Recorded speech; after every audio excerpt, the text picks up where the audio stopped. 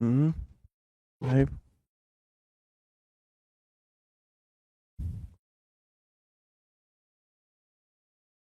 Hello बच्चों। ए बच्चों।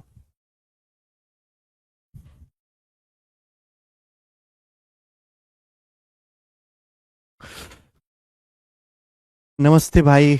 Good evening. कैसे हैं बच्चों आप सभी लोग?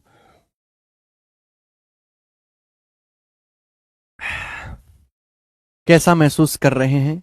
मैंने आपकी क्लास को थोड़ा सा लेट करवा दिया मेरे दोस्तों। सर, ओटीआर की लास्ट डेट क्या है? देखिए नरेंद्र जी, कोई लास्ट डेट नहीं है। बालक आते रहेंगे, एस्पिरेंट बढ़ते रहेंगे, वेबसाइट पर रजिस्ट्रेशन होते रहेंगे। मैं आपकी जानकारी के लिए बता दूं कि आप में से जो भी बच्चा एसएससी के आने वाले फॉर्म भरेगा, सिलेक्शन पोस्ट के, सीजीएल, एचएसएल, सीपीओ, एमटीएस, ये जितने भी होंगे, एसएससी ने अपनी नई वेबसाइट बनाई है ssc.gov.in। जो पुरानी वाली वेबसाइट है वो नहीं है, अब ssc.nic.in नहीं है, नई वेबसाइट बनाई है। उस पे क्या करना है, एक लॉग, उसमें आपको लॉग इन करना है, अपनी आप ईमेल आईडी डाले, पासवर्ड जनरेट कर लीजिए और उसको ध्यान रखिए लाइफ टाइम, ठीक है ना? लाइफ टाइम तो नहीं, जब तक आपकी नौकरी नहीं लग जाती। अब जो भी फॉर्म भरेंगे आप उसी वेबसाइट पे आप लॉगिन करेंगे उसी पासवर्ड से। कोई एडमिट कार्ड आता है, कोई फॉर्म निकलता है, कोई नोटिफिकेशन डाउनलोड करना है, तो आप उस मेरे दोस्तों उस लॉगिन आईडी पासवर्ड से वेबसाइट में लॉगिन कर सकते हैं। ठीक है जी? नहीं? ठीक है बच्चों, क्या मैं आपको लाइव दिखाई दे रहा हूं? खम्मा गाणी गुनावट जी। चलिए शुरू करते हैं मेरे प्यारे भाई। सवाल नंबर 23। हम आपको पढ़ा रहे हैं परसेंटेज के मेरे दोस्तों, टाइप वाइज टाइप। कौन से सवाल?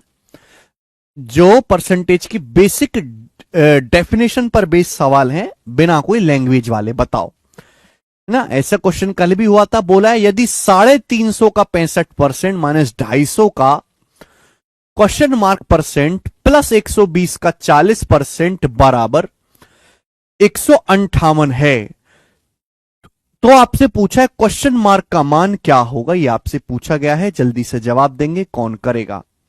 हाँ जी, 4 ऑप्शन मेरे दोस्तों आपके सामने है, फटाफट जवाब दीजिएगा।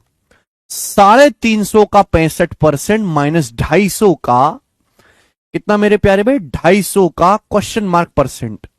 अब आप एक बात का जवाब दीजिए, 350 का 65% क्या होता है? पहले आप मुझे बताएंगे 350 का 65% होता क्या है, या 65% ऑफ 350 होता क्या है मेरे प्यारे भाई? देखो, 5% होता है 1/20, तो 65% हो गया 13/20। 5% 1/20, 5% का 13 गुना 13 पंजे 65, तो 13/20। तो 13/20 ऑफ 350 यही आएगा। जीरो से ये जीरो कट जाएगा मेरे प्यारे भाई। क्लियर है? आप बोलोगे हाँ जी सर बिल्कुल सही। चाहे तो आप इसकी गुणा कर लो या फिर ऐसे ही छोड़ दो, वो आप पे निर्भर करता है। 2 से हमारा 35 चला जाएगा मेरे प्यारे भाई 17.5 बार। अब देखेंगे, अब 13 की 17 में गुणा करेंगे 221 आएगा। मुझे याद है 13 गुणा 17 221, बहुत इजी नंबर है। और 13 की 0.5 आधे में गुणा करेंगे 6.5। 221 में 6.5 जोड़ेंगे तो 227.5 आ गया। कितना आ गया बेटे? 227.5 आ गया। ठीक है ना? आप बोलोगे हाँ जी सर बिल्कुल सही। ठीक है, चलो। उसके बाद minus question mark percent of 250 minus question mark percent of 250। ये क्या आएगा? Question mark percent of 250। आपको क्वेश्चन मार्क निकालना है। तो एक बात बताओ, ये जो 250% है, मैं इसको क्या लिख सकता हूं? 250% क्या है भाई? 50% 1/2 होता है। तो 250% कितना आएगा? 5/2। 250% कितना आएगा? 5/2। तो क्वेश्चन मार्क परसेंट ऑफ 250 को मैं लिख सकता हूं 250 की परसेंट में गुणा 250%, 5/2 आ जाएगा। अगला, प्लस 120 का 40% या 40% ऑफ 120। देखिए परसेंट से 2 जीरो कट जाएगा, 4 गुणा 12 आ जाएगा 48। बराबर मेरे दोस्तों क्या आ गया? 158 हो गया, बराबर 158 हो गया। बोलो बात को समझे भाई। 120 का 40% क्या होता है? 48 होता है। केवल कैलकुलेशन है और इसमें कुछ भी दम नहीं है। अब देखो बच्चों, 48 जब उधर जाएगा तो 158 में से 48 घटाएंगे तो कितना हो जाएगा? 110, 110 आ जाएगा। ठीक है, आपको क्वेश्चन मार्क निकालना है। 110 जब इधर आएगा भाई 227.5 में से जब आप इधर 110 घटाओगे तो कितना आ जाएगा? 117.5, 117.5 बराबर आ गया मेरे दोस्तों क्वेश्चन मार्क गुणा 5/2। आप बोलोगे हाँ जी सर बिल्कुल सही, क्वेश्चन मार्क गुणा 5/2। ठीक है जी, क्लियर है यहां तक? कोई परेशानी? इसलिए मैं कह रहा था कि दशमलव में रहने देते तो कैलकुलेशन थोड़ी कम होती।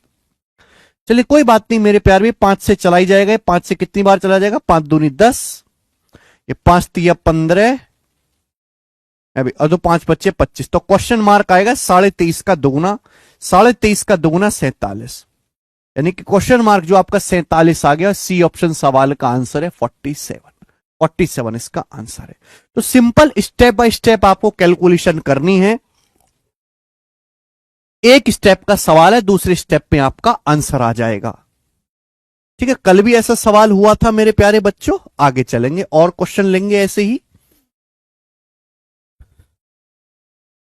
सवाल नंबर 24। कोई लैंग्वेज नहीं है इन सवालों में बेटे, इन सवालों में कोई लैंग्वेज नहीं है, मात्र आपको कैलकुलेशन करनी है। समझ नहीं आया तो दोबारा रिपीट करके देखो, दोबारा समझाने लायक तो है नहीं ये चीज, किसको दोबारा समझा के टाइम वेस्ट किया जाए, इतनी इज्जत है ही नहीं इसकी। इसकी इज्जत उतनी है जितनी समाज में आजकल पढ़े लिखे लोगों की है। ठीक है जी, बस उतनी ही है। चलिए अगला सवाल आपके सामने बताओ, सवाल नंबर 24। बहुत बेहतरीन, बहुत जबरदस्त और बहुत प्यारा सवाल है। इससे प्यारा सवाल नहीं आ सकता। ये बैंकिंग के पेपर का पूछा हुआ क्वेश्चन है, बैंकिंग के पेपर का। हमें साफ साफ देखो एक क्वेश्चन मार्क यहां से निकालना है कि क्वेश्चन मार्क क्या होगा। पहले सवाल पढ़ लीजिए मेरे दोस्तों, सवाल देख लीजिए। सवाल है 78.5% of 640, 78.5% of 640 plus 36% of 785 minus question mark बराबर 29 गुणा 21। 29 गुणा 21 मेरे प्यारे भाई, ये अपन को करना है। अब बच्चे क्या करेंगे? 640 का 78.5% निकालेंगे, 785 का 36% निकालेंगे। आपको नहीं लगता कि यहां कैलकुलेशन बहुत बढ़ जाएगी? तो ये सवाल स्मार्ट बच्चों के लिए बैंकिंग के पेपर का पूछा हुआ सवाल है। गौर से देखो मेरे दोस्तों, यहां बीच में क्या हो रहा है? प्लस। देखो दोनों जगह एक ही नंबर इस्तेमाल हो रहा है, 78.5, यहां भी 78.5, 785। आप बोलोगे सर ये बिल्कुल सही यार, ये तो बड़ा आसान हो गया। सर ये तो बड़ा आसान हो गया। आप बोलोगे हाँ जी बिल्कुल सही, मजा आ गया, कोई प्रॉब्लम नहीं। मेरे प्यारे भाई देखिए, मैं आपको कई बार बता चुका हूं, अगर आपके सामने लिखा हुआ है 78.5% ऑफ 640, तो इस बात का मतलब केवल इतना सा है कि सीधी सीधी गुणा, इसका मतलब है 78.5 गुणा परसेंट गुणा 640। केवल ये मतलब है, गुणा आगे पीछे कैसे भी करी जा सकती है, यही मीनिंग है। सबके बीच में किसका साइन है? मल्टीप्लाई का। अब दशमलव के बाद एक अंक है 0, ए 0 से दशमलव कट जाएगा। ऐसे नहीं कर सकता बच्चों, में दशमलव से 0 नहीं काट सकता। क्या 785 को अलग करके मैं ये परसेंट 64 के साथ नहीं लगा सकता? 64% ऑफ 785 नहीं लिख सकता इस बात को भाई। अगर मैं गौर से देखूं तो क्या मैं ऐसे नहीं लिख सकता कि दशमलव की गुणा होगी 0 में तो 0 हट जाएगा। ये बन गया 785% ऑफ 64, 785% ऑफ 64। मैंने आपको बताया है कि A% ऑफ B बराबर होता है B% ऑफ A। गुणा आगे पीछे कैसे भी कर लो। 785% ऑफ 64 को मैं ऐसे भी लिख सकता हूं कि 64% ऑफ 785। बेटे लिख सकता हूं कि नहीं? मैं लिख सकता हूं कि नहीं? 64% ऑफ 785। बताओ कितने बालक इस बात को समझ गए? कितने बालक इस बात को समझ गए? अभी 785% ऑफ 64 को मैं ऐसे भी लिख सकता हूं 64% ऑफ 785। एग्जाम्पल दे दे के मैंने आपको बेसिक खूब पढ़ाया है कि भाई A% ऑफ B बराबर B% ऑफ A। ये चीज मैंने आपको सिखाई कि नहीं? अब देखो पेपर में ये क्या है, कंसेप्ट है, पेपर में कंसेप्ट तो पूछता नहीं है, पेपर में तो कंसेप्ट बेस्ड सवाल पूछता है, तो उस पर बेस्ड सवाल है। ए बी को आगे पीछे देखो, गुणा गुणा किधर भी करो, चाहे आगे से चाहे पीछे से, आंसर सेम ही आना होता है, तो मैंने ऐसे लिख दिया। ऐसे करने का फायदा क्या है बेटे, ऐसे करने का फायदा केवल एक ही है कि हमारी कैलकुलेशन कम हो जाती है। दोनों ही जगह 785 785 हो गया।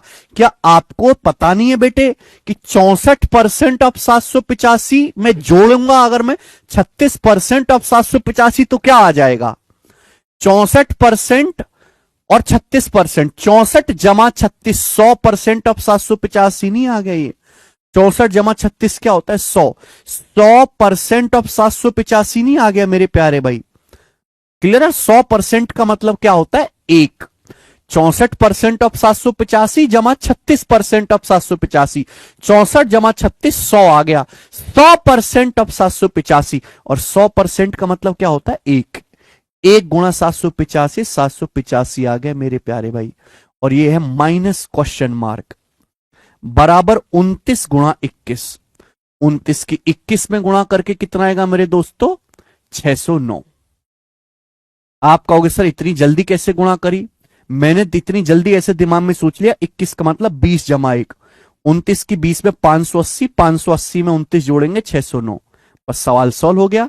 क्वेश्चन मार्क मुझे निकालना है, तो 785 में से माइनस 609 घटेंगे तो एंड में 6 आएगा, एंड में 6 आएगा, डी ऑप्शन आंसर है, आगे पूरा करने की जरूरत ही नहीं। क्वेश्चन मार्क निकालना है तो 609 इधर आएगा, 785 माइनस 609, तो जब आप घटाओगे तो हासिल जब आप लोगे तो मैं केवल इकाई का अंक देखूंगा, 5 में से तो 9 घटेगा नहीं, 5 को हासिल लेके क्या बनाओगे 15, 15 में से 9 घटाओगे तो एंड में 6 आएगा, और 6 एक ही विकल्प में है, डी विकल्प में आंसर हो जाएगा। बताओ समझ में आया। तो बेटे हमें कैलकुलेशन तो करनी है, ठीक है जी।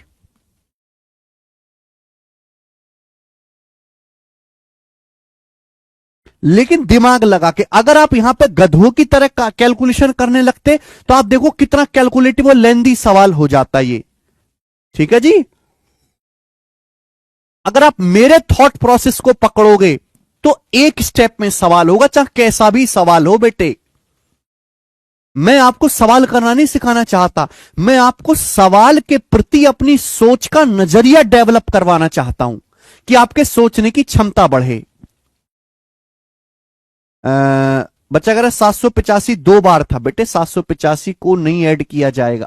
अखिलेश जी कह रहे हैं, अखिलेश जी बेटे अगर आपके सामने ऐसे लिखा हुआ 3x प्लस 2x अखिलेश, तो आप क्या लिखोगे, 3x प्लस 2x क्या लिखोगे अखिलेश जी, बताओ जरा क्या लिखोगे अखिलेश, क्या आप 3x प्लस 2x 5x लिखोगे कि नहीं लिखोगे, हैं? यहां भी तो यही है, बीच में क्या है प्लस, ये ऑफ का मतलब गुणाइए, ऑफ का मतलब गुणा, 64% प्लस 36%, 785 दोनों में, 785 दोनों में कॉमन बचेगा, 64% प्लस 36%, तो 64 36 100% ऑफ 785।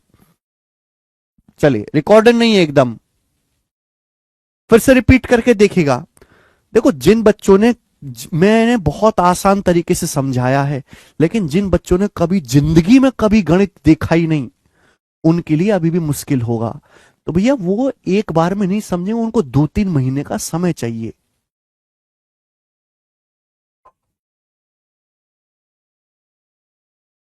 ठीक है, चलो मेरे दोस्तों नेक्स्ट,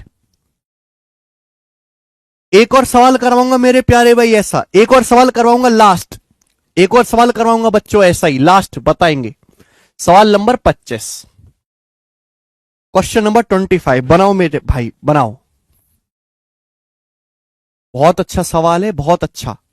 और ऐसा नहीं कि मेंस के पेपर का सवाल है, ये सवाल CHSL 2019 के प्री के पेपर में आया था, प्री के पेपर। कोई लैंग्वेज नहीं है सवाल में, मात्र कैलकुलेशन है, कोई कुछ नहीं पूछा, केवल आपसे कैलकुलेशन पूछिए, कैलकुलेशन। ठीक है जी, आगे सवाल देखते हैं। सवाल है 240 का A% C है, पहली लाइन, 240 का A% C है, दूसरी लाइन, ए का C% 117.6 है। ए का C% या C% ऑफ ए 117.6। पूछा क्या है सवाल में आपसे पूछा है ए प्लस सी का मान ज्ञात कीजिए, ए प्लस सी का मान ज्ञात कीजिए, ये सवाल में आपसे पूछा गया है। देखो मेरे प्यारे स्टूडेंट्स, लॉजिकली हमारी बात को सोचने की कोशिश करेगा।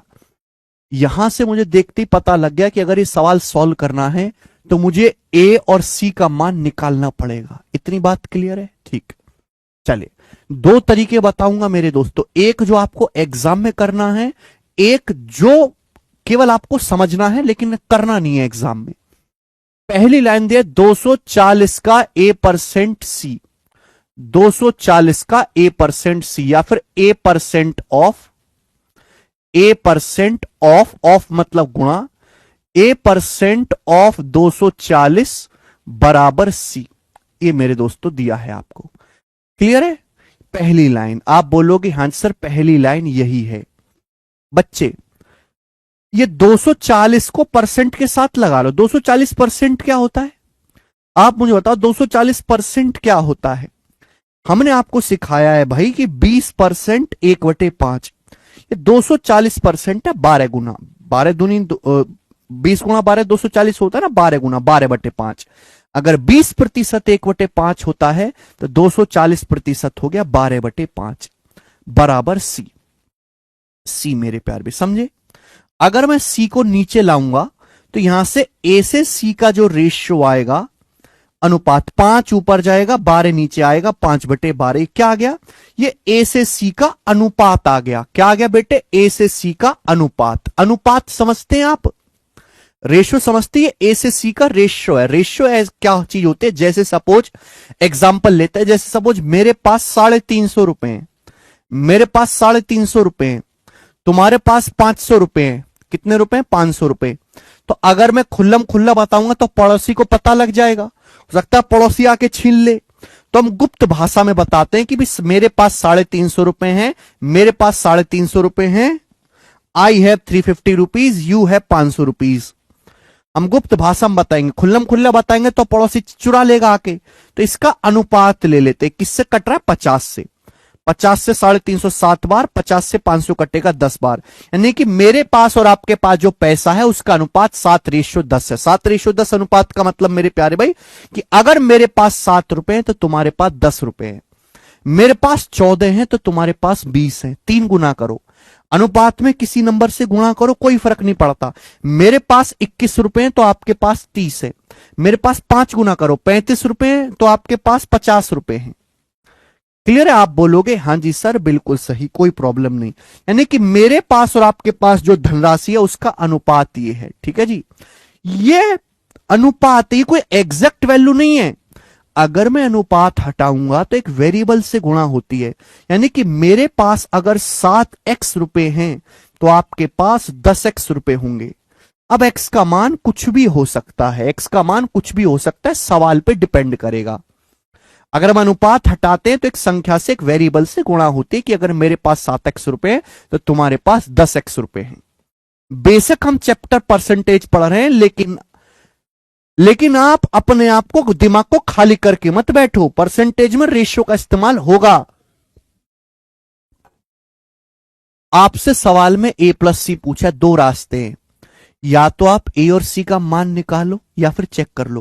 भाई ए से सी का अनुपात 5:12 है। इसका मतलब कि अगर ए का मान 5 है तो सी का मान 12 है। रेशियो एग्जैक्ट वैल्यू नहीं है। ए का मान 5 है तो सी का मान 12 है। इसका मतलब ए की वैल्यू अगर 5 का मल्टीपल है तो सी की वैल्यू 12 से कटने वाली संख्या होगी कोई। इसका मतलब बच्चों ये हुआ कि अगर ए का मान 5 का मल्टीपल आएगा और सी का मान 12 से कटने वाली संख्या होगी।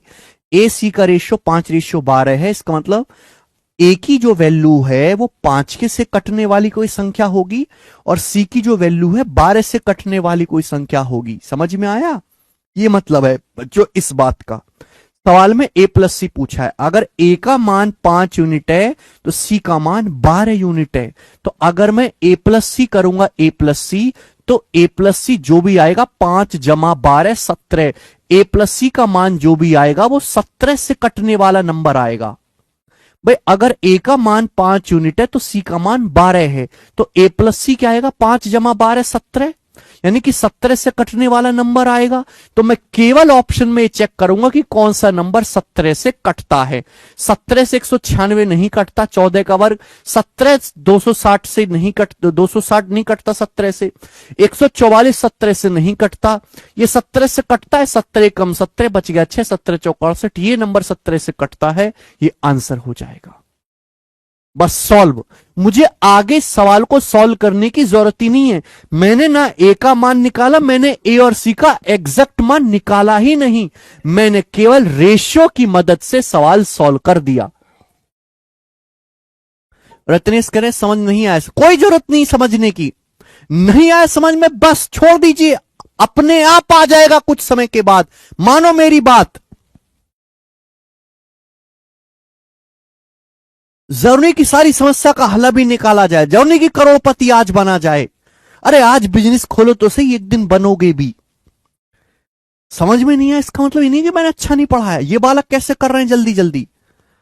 समझ में नहीं आया इसका मतलब यह है कि आपने जिंदगी में कभी गणित नाम की बीमारी को डील ही नहीं किया।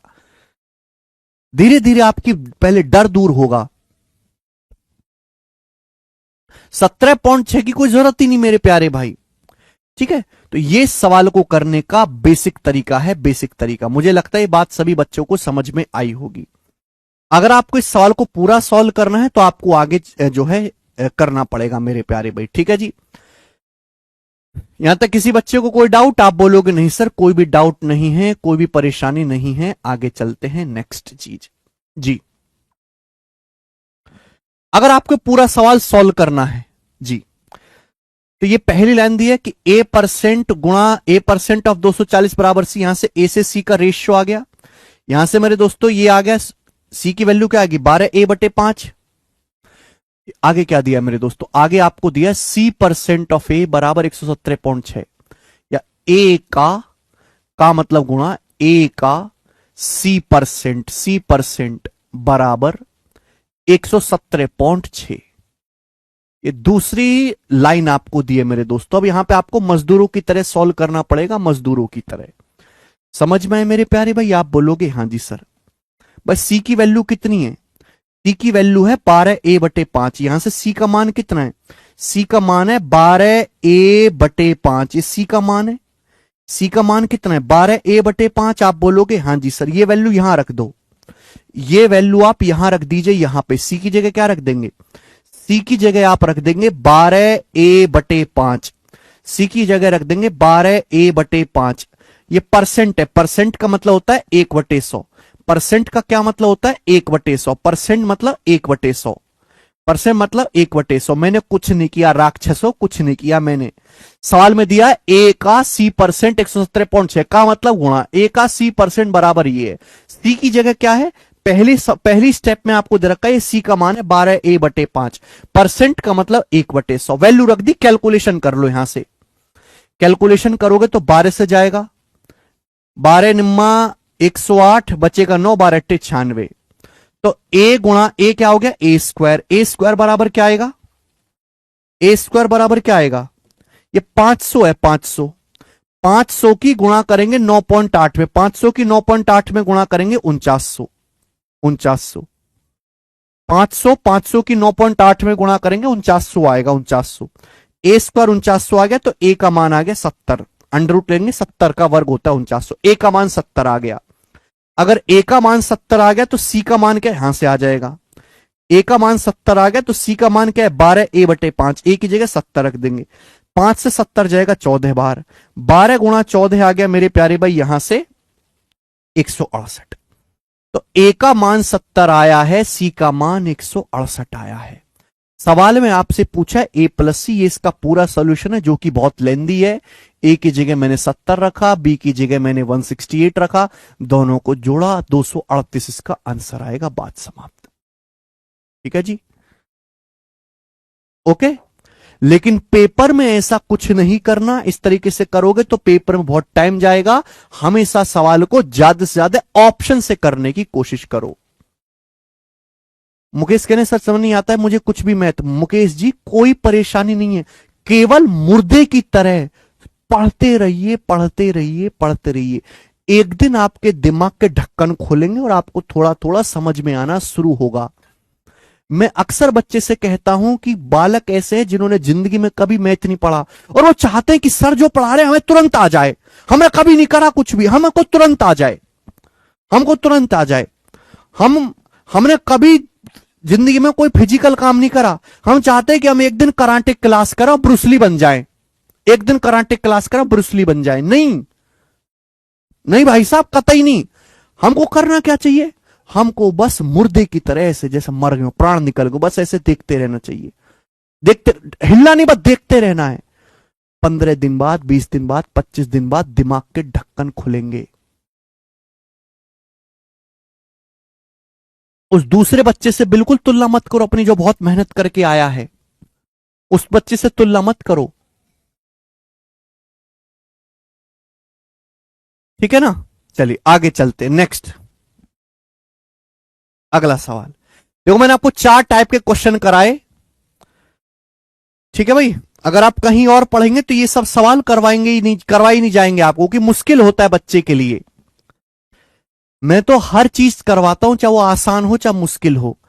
अगर आप कहीं और से पढ़ेंगे तो मैं आपको गारंटी देता हूं कि आपको ये चीज पढ़ा ही नहीं जाएगी, क्योंकि टीचर को अच्छी तरीके से पता है बच्चे समझेंगे नहीं, वो इग्नोर कर देंगे।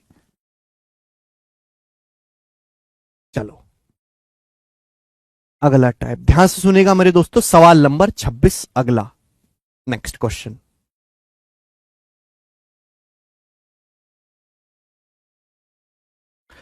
आपको केवल वो चीज पसंद आती है जिसमें आप खुश रहो, क्योंकि मेरा मकसद खुश करना है ही नहीं। तुम्हारी आज की इंस्टेंट खुशी कल की बर्बादी लेके आएगी। ये वही बैच है जिससे पढ़ के 2019, 2020, 2021, 2022, 2023 5 साल के टॉपर निकले। ये वही बैच है जिससे 3 साल सीडीएस का रैंक 1 निकला है। ये वही बैच है जिसमें अगर 100 बालक की अगर नौकरी लगती है ना एसएससी में, 100 बालक में से 60-70 बालक केवल इसी जीरो टू हीरो बैच से पढ़ा हुआ होता है। जितना सिलेक्शन इस जीरो टू हीरो बैच से होता है ना, ये जितने भी मार्केट में टीचर है ना, ऑनलाइन ऑफलाइन, ये 1000-10,000 जितने टीचर है, वो मिला के भी नहीं होता है उनका, उतने टीचर्स का मिला के भी नहीं होता है सिलेक्शन। ये वही बैच है, क्योंकि हम बच्चों के साथ बहुत ज्यादा मेहनत करते हैं। वो अलग बात है कि कुछ बच्चे बीच में दम तोड़ देते हैं, क्योंकि उनकी काबिलियत उनके अंदर आग ही नहीं है उतनी मेहनत करने की।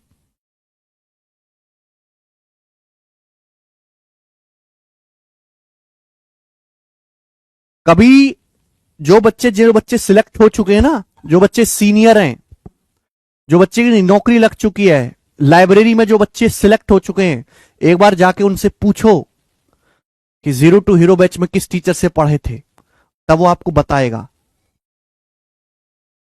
ऐसे ही थोड़ा सड़क से उठ के आ गए हैं, 5-5 साल से यहीं से टॉपर निकल के आ रहा है, इसी बैच से पढ़ के, और कहीं से नहीं। जी अगला सवाल जीडी का। अनाज के किसी भंडार में से 1/8 हिस्सा सड़ा हुआ है, उस भंडार में अनाज का कितना % सड़ा हुआ नहीं है। बहुत बेसिक सी बात। अब धीरे धीरे यहां से लैंग्वेज वाले सवाल होंगे, लैंग्वेज वाले। हमारे पास अनाज है, अनाज का एक स्टॉक है, उसमें 1/8 हिस्सा सड़ा हुआ है, तो पूछा कितना % हिस्सा सड़ा हुआ नहीं है। देखिए टोटल तो अनाज 100% होता है, आपसे परसेंटेज में पूछा है ना, टोटल तो बच्चों 100% होता है। 100% में से कितना सड़ा हुआ, 1/8 हिस्सा। बच्चों मैं आपको 1/8 हिस्सा बता चुका हूं, 1/8 होता है 12.5%। 12.5% अनाज एक स्टॉक में सड़ा हुआ है। पूछा कितना हिस्सा सड़ा हुआ नहीं है, तो टोटल 100% है बेटे, टोटल अनाज तो 100% होता है। 100% में से 12.5% अनाज सड़ा हुआ है, तो कितना हिस्सा सड़ा हुआ नहीं है, घटा देंगे, बाकी सड़ा हुआ नहीं है।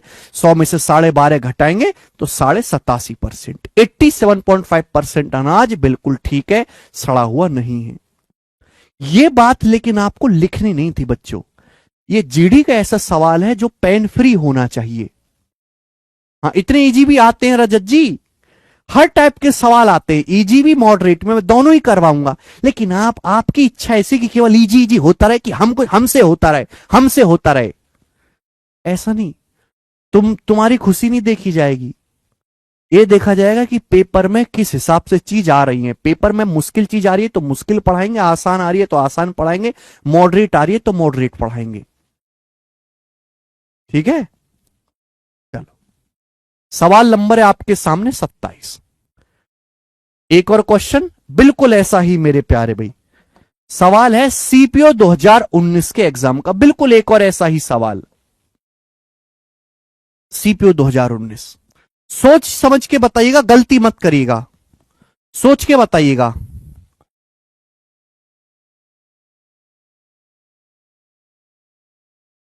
हाँ, 7/8 ही तो होता है प्रतिभा, 87.5%, 7/8।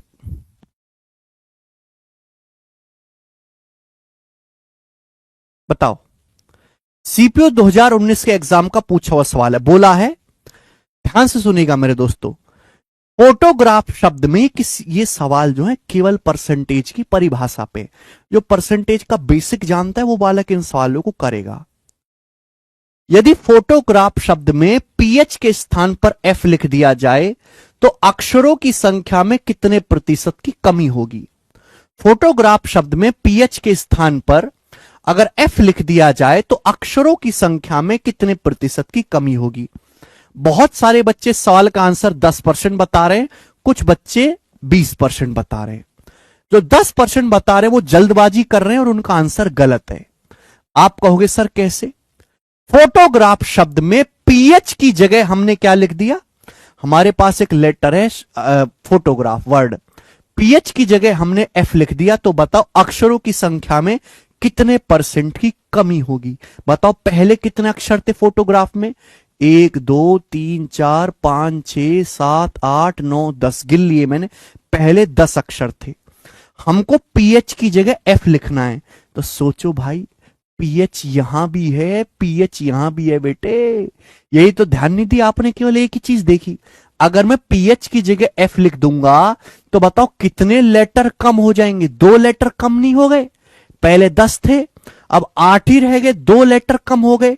पहले 10 थे, कितने लेटर कम हो गए? 2 लेटर कम हो गए। कमी होगी 2/10। 1/10 होता है 10%, 2/10 होता है परसेंट में 20%। 1/10 10%, 2/10 20%, तो 20% की कमी हो जाएगी भाई, ये आंसर है। बताओ,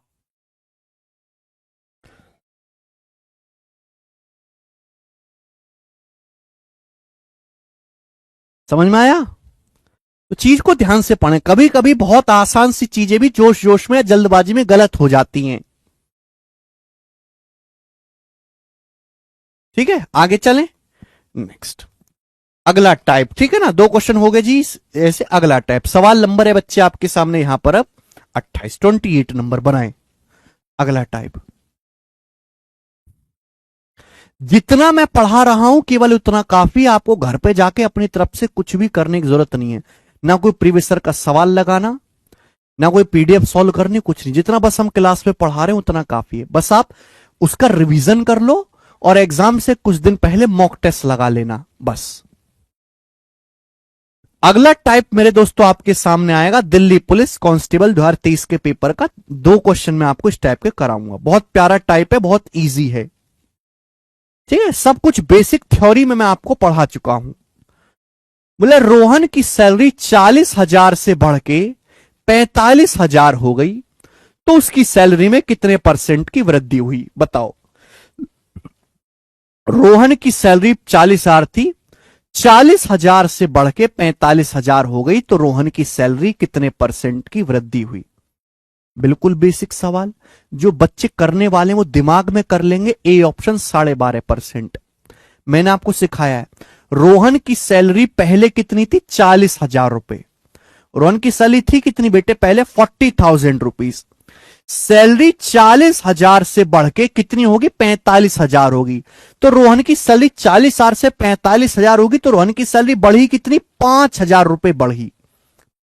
और आपसे यही पूछा सैलरी कितने परसेंट वृद्धि हुई, तो नीचे क्या लिखेंगे? ओरिजिनल पहले कितनी सैलरी थी, ऊपर क्या लिखेंगे, सैलरी बढ़ी कितनी, 5,000, कितना आ गया जी, 1/8, 1/8, 1/8 बढ़ गई सैलरी। और परसेंटेज में क्या होता है, 1/8 12.5%, 12.5% याद है आपको, 12.5% आंसर, ठीक है ना, क्लियर है। बच्चे ना केवल इतना सीखने में राजी होते हैं।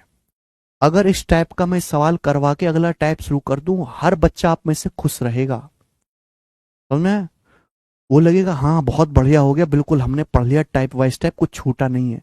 लेकिन एग्जाम में केवल इतनी डाटा, सवाल यही आएगा, लेकिन एग्जाम में केवल इस इतने इजी डाटा के सवाल आए ऐसा जरूरी नहीं है। सेम क्वेश्चन मैं आपको दूंगा, लेकिन आपको नानी याद आ जाएगी जब सवाल में कैलकुलेशन बढ़ा दी जाती है। सवाल हम आपसे पूछ रहे हैं 29वां बताओ, ये सवाल भी दिल्ली पुलिस कांस्टेबल के ही एग्जाम का है, 2023 का, बनाए जरा, बोलिए। यह सवाल भी दिल्ली पुलिस कांस्टेबल के ही एग्जाम का है। एक शहर की जनसंख्या 2017 में 3,68,000 से घटकर 2020 में 3,27,200 हो गई। शहर की जनसंख्या में कितने प्रतिशत की कमी हुई? और आंसर आपको नियरेस्ट इंटीजर लगभग में बताना है। आंसर क्या आपको बताना है? निकटतम पूर्णांक तक आपको आंसर बताना है, निकटतम पूर्णांक तक। यह सवाल है, करो जरा, इसे करके बताओ। सेम क्वेश्चन, सेम एग्जाम का सवाल बनाइए।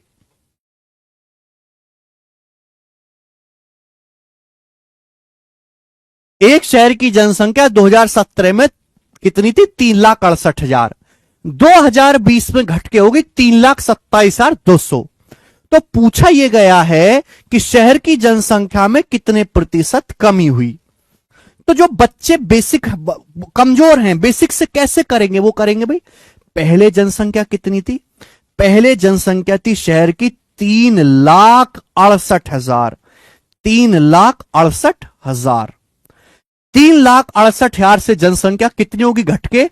3,27,200। तो बताओ कितना कम होगी? माइनस करेंगे, घटाओ, कितना कम हो गई? तो आप कहोगे सर 800। अभी 800 ही बचेगा, 7, 7 में से 7 गया 0, और 6 में से 2 गया 4, 40,800। जनसंख्या कितनी कम होगी बच्चे? 40,800। 3,68,000 में से 3,27,200 घटाएंगे तो मेरे दोस्तों 40,800 आएगा। पहले 3,68,000 थी, जनसंख्या 40,800 कम होगी, माइनस साइन का मतलब होता है जनसंख्या कम हो गई, ठीक है। और परसेंटेज में निकालना इंटू 100% ही आएगा। 100 से गुणा करेंगे, परसेंटेज का साइन लगाएंगे, आप बोलोगे हाँ जी सर बिल्कुल सही। 2 जीरो से 2 जीरो कट जाएगा, फिर 1 जीरो से 1 जीरो कट जाएगा, इसको भाग देंगे पागलों की तरह। बताओ बच्चों किससे जा रहा है ये जा रहा है 8 से। अभी 8 पंजे 40, 8 एकम 8, 510, ये 8 से जाएगा। 8 चौक 32, फिर 4 8 छिंग 48, 510/46। 510 को 46 से भाग देंगे तो पूरा तो भाग जाएगा नहीं, जब 510 को 46 से भाग देंगे कितनी बार जाएगा? 46 एकम 46, 46 एकम 46 बचेगा मेरे दोस्तों कितना? 40 एकम 46, 5 बचेगा, 5 जीरो, फिर 46 एकम 46, फिर 4 जीरो, दशमलव लगा के मेरे दोस्तों क्या करेंगे? 4 बचेगा ना, दशमलव लगा के 0 बढ़ा लेंगे तो 11 पॉइंट समथिंग आएगा, 11 पॉइंट समथिंग आएगा मेरे प्यारे भाई। देखिए 510 को जब मैं 46 से भाग दूंगा तो 40 एकम 40, 5 जीरो, फिर 40 एकम 40 बच जाएगा 4, फिर दशमलव लगा के 0 बढ़ा लेंगे, फिर 0 आएगा तो 11.0 समथिंग आएगा। लेकिन लगभग 11%, लगभग 11% इस सवाल का आंसर होगा बी ऑप्शन, अप्रोक्स 11%। पूरा पूरा तो जाएगा नहीं, लगभग 11% आ जाएगा। 3,27,200 है बेटे, ओके। समझ में आई? आप बोलोगे हाँ जी सर समझ में आई। अब मेरे दोस्तों यहां पे थोड़ा सा दिमाग लगाओ, थोड़ा सा दिमाग। इतना आपको करने की जरूरत नहीं है मजदूरों की तरह, ये तो मजदूरी होगी भाई साहब। थोड़ा सा दिमाग, धीरे धीरे आप सीखोगे। अप्रोक्स, एग्जैक्ट कैलकुलेशन करनी ही नहीं होती, अप्रोक्स करनी होती है। एक शहर की जनसंख्या 3,68,000 से घटके 3,27,200 हो गई। तो बताओ कितना परसेंट घटी, आप इसका अनुपात ले लो, जितना आप ले सकते हो उतना इजी ले लो। 2 जीरो से 2 जीरो कट गया मेरे दोस्त, 2 जीरो से 2 जीरो कट गया। आगे अनुपात लेने की जरूरत नहीं, टाइम वेस्ट है। यानी कि मेरे दोस्तों पहले अगर 3680 थी, अगर पहले 3680 थी, तो अब जनसंख्या होगी 3272। 3680 थी, 3272। अच्छा, आंसर अप्रोक्स में बताना है तो 200 को इग्नोर कर सकते, 200 तो बहुत छोटा नंबर है, 200 को आप ये जीरो मान लो। देखो 3 जीरो से 3 जीरो काट लो, 3 जीरो से मेरे प्यारे भाई 3 जीरो काट लो, ऐसे देखा करो भाई। जब सवाल में आपको अप्रोक्स आंसर निकालना है तो 200, 3,27,000 के सामने 200 बहुत छोटा नंबर है, मैंने 200 की जगह जीरो कर दिया। 3,27,200 को 3,27,000 लिखने में कोई प्रॉब्लम नहीं है, 3 जीरो से 3 जीरो कट जाएगा, ये हो गया जी। यानी कि मेरे दोस्तों अगर एक बार में नहीं आएगा, जब मैं आपको 25-30 सवाल समझा दूंगा तब आप समझोगे कि मैं कहना क्या चाहता हूं। 368 से जनसंख्या 327 हो गई, तो कितना कम होगी? तो आप कहोगे सर 41 कम होगी, 8 में से 7 गया 1, 6 में से 2 गया 4, जनसंख्या 41 कम होगी, 41। मैं आपको ये चीज अच्छी तरीके से समझा चुका हूं कि बेस जो होता है वो हमेशा 100% होता है। अगर जनसंख्या पहले 368 थी तो 368 से जनसंख्या अब कितनी हो गई? 327 हो गई, तो जनसंख्या कम कितनी होगी? 41। तो 10% से तो ज्यादा है ना, ये तो उत्तर होएगा ही नहीं। बेस जो होता है बेटा 100% होता है। 368 जो है ना, 368 ये 100% की वैल्यू है, 100% की वैल्यू। ये जो 368 है ये 100% है। बेस हमेशा 100% होता है। मतलब ये हुआ कि 368 का 41 कितना परसेंट है? अगर पहले जनसंख्या 368 थी तो 41 कम होगी, 368 का 41 कितना परसेंट है? अगर 368 का 10% में निकाला जाए, 10 से भाग दो, तो 36.8 आएगा। अगर 368 का 10% भी निकाला जाए, मैं दिमाग में सोचता कि भाई 368 का 10% होता है, 10 से भाग देना 36.8, ये 41 है, यानी कि 10% से ज्यादा कम हुई है। ये आंसर नहीं हो सकता, इनमें से आंसर होगा। अगर मैं 368 का 12% निकालूं, 12%, अरे 368 है, 368, दिमाग में सोचो, अगर 368 का 12% भी निकाला जाए, आपको लग रहा होगा क्या कर रहे हैं, क्या बकवास की चीज है, लेकिन अभी नहीं आएगा इसका महत्व समझ में, आपको 25-30 सवालों के बाद आएगा, इसलिए आप मुर्दे की तरह सुनते रहे। 368 का 12% भी निकाला जाए, अरे दिमाग में सोचो, 300 का 12% 36 होता है, 68 को समझो 70, 70 का 12% 84 होता है, ये तो 44 पहुंच जाएगा। 36, 8, 44 दिमाग में कर लेता मैं चीज। यानी कि अगर मैं 368 का 12% निकालूंगा तो 41 से बहुत बड़ा चला जाएगा, 44 पहुंच जाएगा। यानी कि 12% नहीं कम, 12% से कम आएगा, 12% से कम आएगा, 10 से ज्यादा, एक ही आंसर है 11। पेपर में आप ऐसे सोचोगे, और ये सब चीज करने में मेरे प्यारे भाई आपको मात्र 5 सेकंड का समय लगेगा, 5 सेकंड का।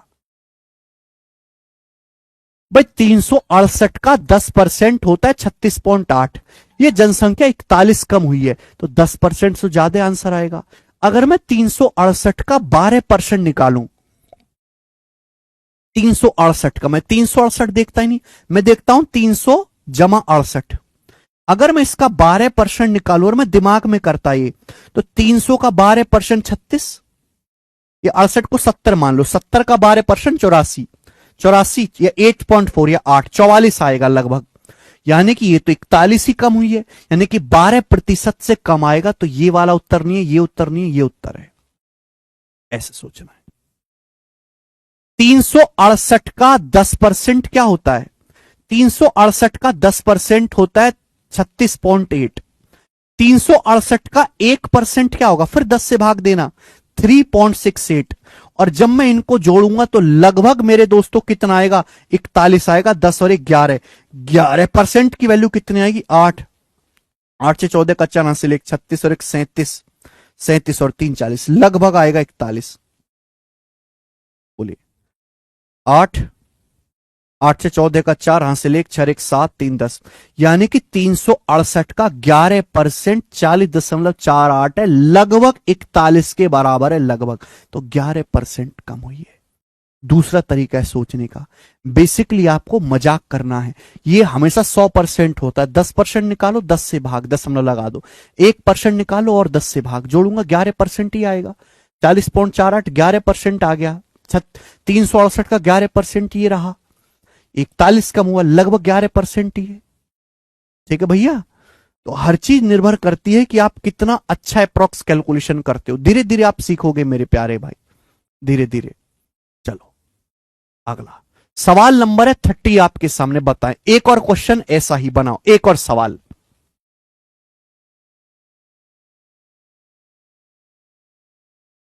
सवाल है 1894 का 74% उस संख्या के 39% से कितने प्रतिशत ज्यादा है। बिल्कुल सरल और बेसिक और मामूली सी बात, ढंग से पड़ेगा। सवाल में बोला है कि 1894 का 74% उसी संख्या के 39% से कितने प्रतिशत अधिक है, और आंसर बताना है दशमलव के 2 स्थानों तक सही। 1894 का 74% उसी संख्या 1894 के 39% से कितना प्रतिशत ज्यादा है। देखो, इस 1894 का सवाल से कोई लेना देना है ही नहीं, ये केवल आपको कंफ्यूज करने के लिए दिया है। सवाल इतना सा है कि 1894 का 74% 1894 के 39% से, 1894 के 39% का मतलब गुणा 1894 के 39% से कितना ज्यादा है ये। 1894 का 74% 1894 को 39% से कितना ज्यादा है। बेटे जब मैं अनुपात लूंगा तो 1894 तो कटना ही था, इसके लिखने की जरूरत क्या थी। 1894 की जगह कोई और नंबर होता 1716, कोई और नंबर होता 21,600, कोई फर्क नहीं पड़ता भाई। सवाल 1894 देखो मत, देखो किसी संख्या का 74%, किसी संख्या का 74% उस संख्या के 39% से कितना ज्यादा है। 74% उस संख्या के 39% से कितना ज्यादा। रेशियो ले लो मेरे दोस्तों, ये परसेंटेज भी कट जाएगा मेरे प्यारे भाई। यानी कि सवाल मात्र इतना सा था कि 74 जो है वो 39 से कितने प्रतिशत ज्यादा है। 74 39 से कितने प्रतिशत ज्यादा है। इस सवाल के ऑप्शंस देखो कितने दूर दूर है। बेसिक बच्चा कैसे करेगा, बेसिक बच्चा ये करेगा कि 74 39 से कितने परसेंट ज्यादा है। बेस क्या आएगा 39। आप बताओ कितना ज्यादा है। 74 में से 39 जब आप घटाओगे, 74 में से 39 घटाओगे तो कितना आएगा मेरे दोस्तों 35 आएगा। और परसेंटेज में इंटू 100%, परसेंटेज में निकालना है गुणा 100%, ये आएगा। 39 से 74 कितना ज्यादा है, 35 ज्यादा है। बेस क्या 39, इसको भाग करेंगे, 3500 को भाग देंगे 39 से, तब जाके आंसर निकालेंगे। बताओ क्या आएगा। 3500 को 39 से भाग देने पर क्या आएगा, सोचो। 3500 को 39 से भाग देने पर क्या आएगा, सी ऑप्शन। अरे 39 से 74 कितना ज्यादा है, 35 ज्यादा है। 35/39 परसेंटेज में निकालना है 100%। 3500 को 39 से भाग देंगे क्या आएगा, बताओ। 3500 को आप 39 से भाग नहीं दे सकते, ये आएगा। लगभग भाग देंगे, ये आएगा 89.74%। ये हो गया मजदूरों वाला तरीका जो जनरली बच्चे करते हैं, जो किताबों में लिखा हुआ है। इतनी जरूरत नहीं है। आपको परसेंटेज निकालना आता है, बहुत अच्छी बात है। अपने नॉलेज को रखो अपने धोरे, कोई नहीं पूछने वाला तुमको आप भाग देना आ रहा है कि नहीं आ रहा। मैं कह रहा हूं कि परसेंटेज तो निकालना ही नहीं होता, अप्रोक्स कैलकुलेशन करनी होती है। बोला है 74 39 से कितना ज्यादा है, 39 है बेस, और बेस हमेशा 100% होता है। बेस है 100%। 39 से 74 कितना ज्यादा है, 39 से 74 35 ज्यादा है। कितना ज्यादा है 35।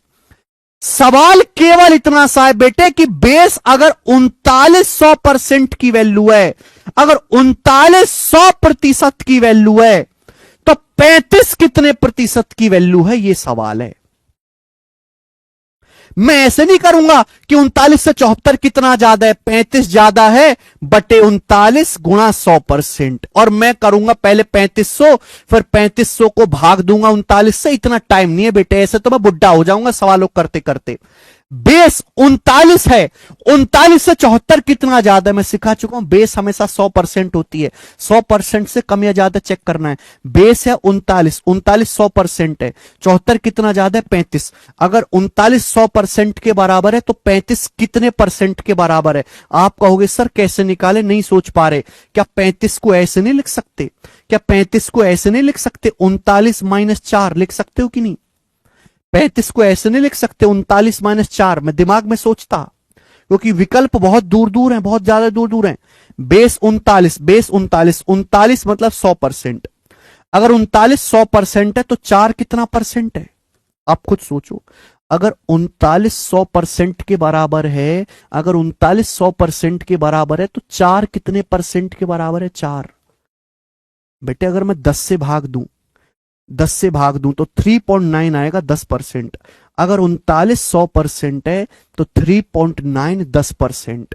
3.9 10%। में दिमाग में सोचता 39 का 10% होता है 3.9, ये तो 4 है, तो 4 10% से हल्का सा ज्यादा आएगा, 4 10% से हल्का सा ज्यादा आएगा।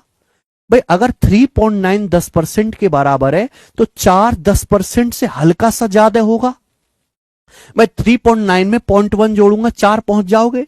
अगर 3.9 10%, ये चीज लिखनी नहीं होती बेटे, ये तो अभी आप बेसिक लेवल पे इसलिए लिखना पड़ रहा है, बाकी लिखना नहीं पड़ेगा। अगर 3.9 10% के बराबर है तो 4 10% से हल्का सा ज्यादा आएगा। अब 100 में से 10 घटाओगे 90%, तो 90% से हल्का सा कम, 90% से हल्का सा कम एक ही ऑप्शन है, 89.74 ये आंसर है। 90% से हल्का सा कम, ये आंसर हो गया।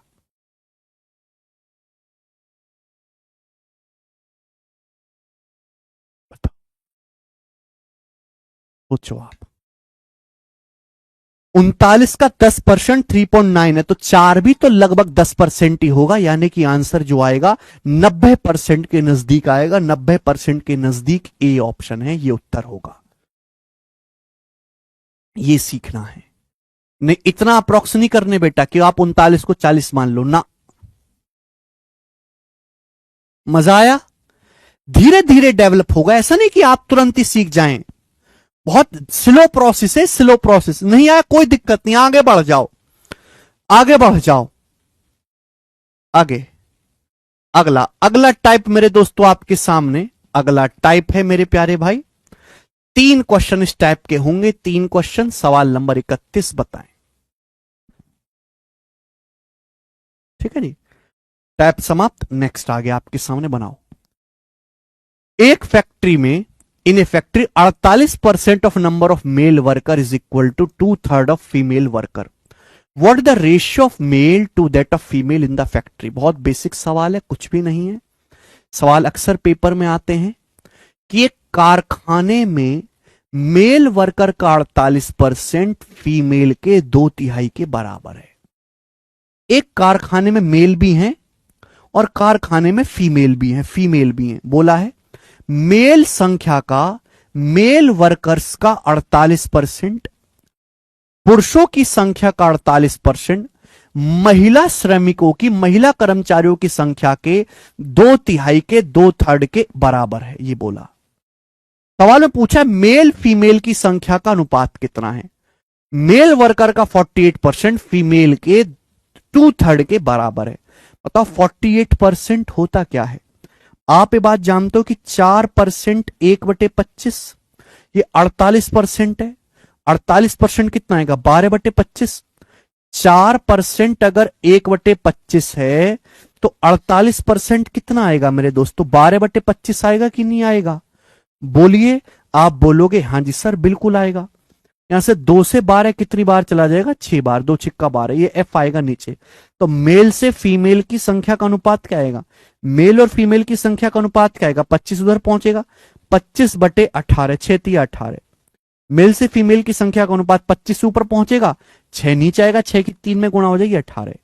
मेल फीमेल की संख्या का रेशियो है 25:18, टी ऑप्शन। बहुत बेसिक है इस टाइप। सी नहीं है गोपाल, डी ऑप्शन है। ऐसे क्रॉस मल्टीप्लाई भी नहीं जानते क्या आप लोग कि 25 की गुणा यहां हो जाएगी, 6 की गुणा इस 3 में हो जाएगी 18। अब ये भी बतानी पड़ेंगी क्या बातें आपको। अब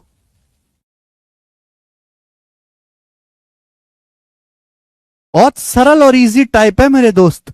हां जी, चलिए 32वां ही बताओ। एक और क्वेश्चन ऐसा ही, एक और सवाल ऐसा, सिलेक्शन पोस्ट 2023 का, इसके फॉर्म भी आ चुके हैं 2024 के सिलेक्शन पोस्ट के पेपर के, और उसी के उपलक्ष्य में सवाल करेंगे 2023 के पेपर का। बनाएं।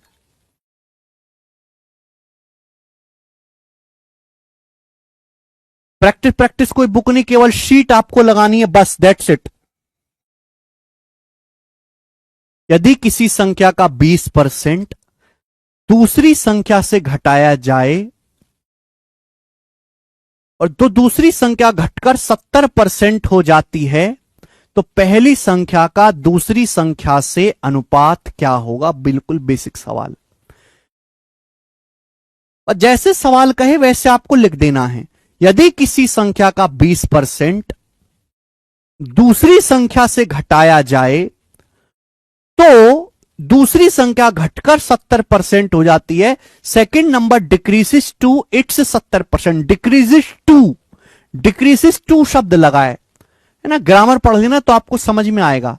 दूसरी संख्या घटकर 70% हो जाती है। दूसरी संख्या पहले 100% थी, दूसरी संख्या 100% से घटकर कितनी हो गई, 70% होगी जी खुद का।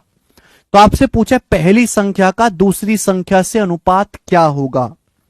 ठीक है बच्चों, कुछ भी नहीं है। मान लिया पहली संख्या a है और दूसरी संख्या b है, मान लो। आप मानने को एक्स वाई मान सकते हो, फर्स्ट सेकंड मान सकते हो, जो आपको पसंद है। पहली संख्या a, दूसरी संख्या b। जैसे सवाल बोले वैसे करो। बोला यदि किसी संख्या का 20% दूसरी संख्या से घटाया जाए, दूसरी संख्या b है, किसी संख्या मतलब पहली संख्या, पहली संख्या का 20%, पहली संख्या का 20% घटाया जाता है दूसरी संख्या से। दूसरी संख्या क्या है, b। दूसरी संख्या में से पहली संख्या a का 20% घटाया जाता है। तो घटाने के बाद मेरे प्यारे भाई दूसरी संख्या घटकर 70% हो जाती है। दूसरी संख्या यानी कि b, दूसरी संख्या जो है b वो घट के कितना हो जाती है, 70% हो जाती है। दूसरी संख्या b घटकर 70% हो जाती है। बात को समझे, यही कहा गया है। बताओ बेटे, यही कहा गया है सवाल में, कुछ नया तो नहीं है। किसी संख्या का 20%, किसी मतलब पहली संख्या का 20% जब दूसरी संख्या b में से घटाया जाता है तो दूसरी संख्या घटकर 70% रह जाती है। डिक्रीजेस टू और डिक्रीजेस बाई में फर्क है। अगर डिक्रीजेस बाई होता तो मतलब पहली संख्या 70% घट गई। डिक्रीजेस टू शब्द लगाए तो इसका मतलब है कि दूसरी संख्या घटकर 70% रह गई। फर्क है दोनों में। तो बेटे क्या कर सकते हो, यहां से b है, हर संख्या अपने पे 100% होते, b का मतलब क्या होता है, b का 100%। b का मतलब क्या है, b का 100%। आप बोलोगे हां जी सर यही मतलब है। जब ये इधर आएगा, जब ये इधर आएगा मेरे प्यारे भाई, तो 100 में से 70 घटाएंगे तो क्या आएगा, 30% ऑफ b। 30% ऑफ b,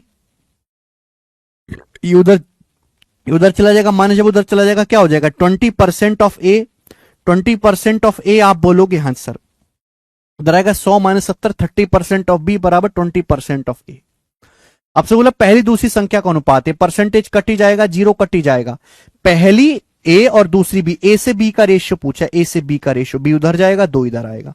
ए से बी का रेशियो आ गया 3/2। ए से बी का रेशियो 3/2 आ गया। यह आंसर है पहला ऑप्शन 3/2। 2/3 नहीं आएगा, 3/2 आंसर है।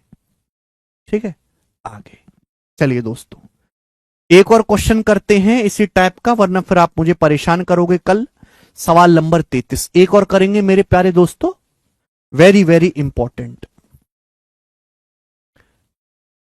ठीक है ना, सेम कैटेगरी के सवाल है मेरे प्यारे भाई, थोड़ा थोड़ा चेंज है, लेकिन ऐसा नहीं कि मैं आपको एक ही जैसे क्वेश्चन करवाऊंगा। बनाए सवाल नंबर 33, बोला है, दो संख्याएं ए और बी ऐसी हैं कि ए के 8% और बी के 5% का योग ए के 12% और बी के 10% के योग का 3/5वां हिस्सा है। ए और बी का अनुपात क्या है? बहुत बेहतरीन सवाल बोला है। दो संख्याएं ए और बी ऐसी हैं कि ए के 8%, दो संख्याएं ए और बी ऐसे कि ए के 8%, यानी कि 8 ए के 8% और बी के 5%, बी के 5% का योग, योग मतलब सम। Two numbers A and B are such that sum of 8% of A and 5% of B is 3/5 of, किसका 3/5 है? 3/5 of the sum of 12% of A के 12% और B के 10%, A के 12%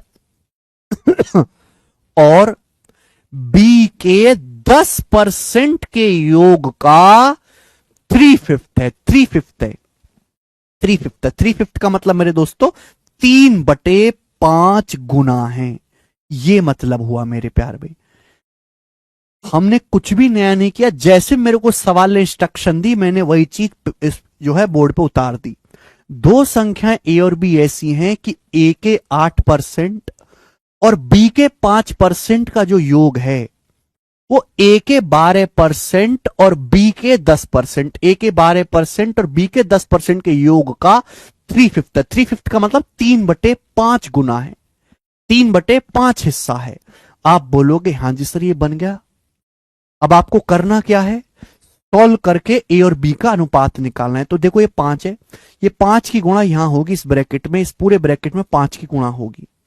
गुणा करने के बाद घटाना है। भैया मैं तो दिमाग में सीधा स्टेप लिखूंगा, आप नहीं कर सकते तो पहले 5 की गुणा कर लो छोटे बालक की तरह, फिर करना आगे। 5 की जब यहां गुणा करेंगे तो 5 अट्टे 40% आएगा, यहां 3 × 12 36 आएगा, ये 40 आएगा, ये 12 × 36 आएगा। 40 में से 36 घटाएंगे, 4% ऑफ ए बराबर बी की बात करते हैं। 5 की 5 में गुणा करेंगे 25% बी आएगा, ये 3 2 30 आएगा, 30 आएगा। ये 5 5 25 आएगा, ये 3 2 30 आएगा। तो 30% बी में से ये 25 उधर जाके घटाएंगे, 30 में से 25 घटाएंगे तो 5% ऑफ बी, 5% ऑफ बी। ये परसेंट कटी गया दोनों तरफ से। ए से बी का अनुपात क्या आ गया? बी इधर आएगा, 4 उधर चला जाएगा राइट साइड में। ए से बी का अनुपात आ गया 5/4 और यही ए से बी का रेशियो है 5/4, जो कि हमारे यहां पर बी ऑप्शन सही बनता है, बी ऑप्शन। बात समाप्त।